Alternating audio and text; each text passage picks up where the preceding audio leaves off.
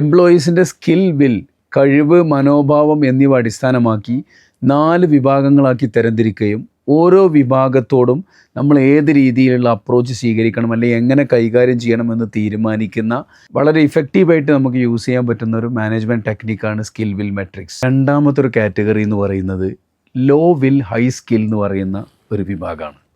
Attitude വീക്കാണ്, പക്ഷെ നല്ല കഴിവുണ്ട്.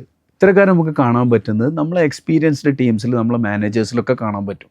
അപ്പോൾ ഇവരെ നമ്മൾ അടിയന്തരമായി ഇടപെട്ട് ഇവരെ നമ്മൾ ചേർത്ത് പിടിച്ചിട്ടില്ലെങ്കിൽ, ഇവരെ ആറ്റിറ്റ്യൂഡ് നമ്മൾ മാറ്റിയെടുത്തിട്ടില്ലെങ്കിൽ നമുക്ക് നല്ല പണി തരാവുന്നൊരു വിഭാഗം കൂടിയാണ്.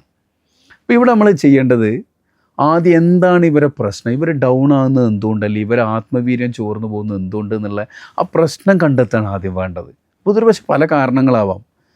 ഒരു പക്ഷേ ഇനി എനിക്ക് ഈ ഒരു ഫർദർ ഗ്രോത്തിന് ഈ കമ്പനിയിൽ എനിക്കിനി അവസരമില്ല എന്നുള്ളൊരു തോന്നലാവാം. അതും അല്ലെങ്കിൽ ഞാൻ എത്ര പെയിൻ എടുത്തിട്ടും എത്ര എഫേർട്ട് എടുത്തിട്ടും മാനേജ്മെൻറ്റിൻ്റെ ഭാഗത്ത് നിന്ന് എനിക്കൊരു റെക്കഗ്നീഷനും കിട്ടുന്നില്ല എന്നുള്ള ഒരു നിരാശയാവാം. അപ്പോൾ എന്താണോ ഈ പ്രോബ്ലം, അവരെ കൃത്യമായ പ്രോബ്ലം സോർട്ട് ഔട്ട് ചെയ്യുകയും അതിന് സൊല്യൂഷൻ കാണുകയും നമ്മൾ ചെയ്യേണ്ടത്.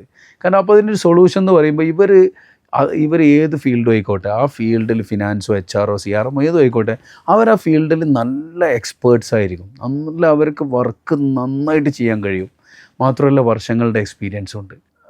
ഈ ഒരു കാറ്റഗറി എംപ്ലോയീസിനെ ചേഞ്ച് ചെയ്തെടുക്കുക എന്നുള്ളതാണ് ഒരു ഓൺട്രപ്രണറുടെ ടാസ്ക് എന്ന് പറയുന്നത്.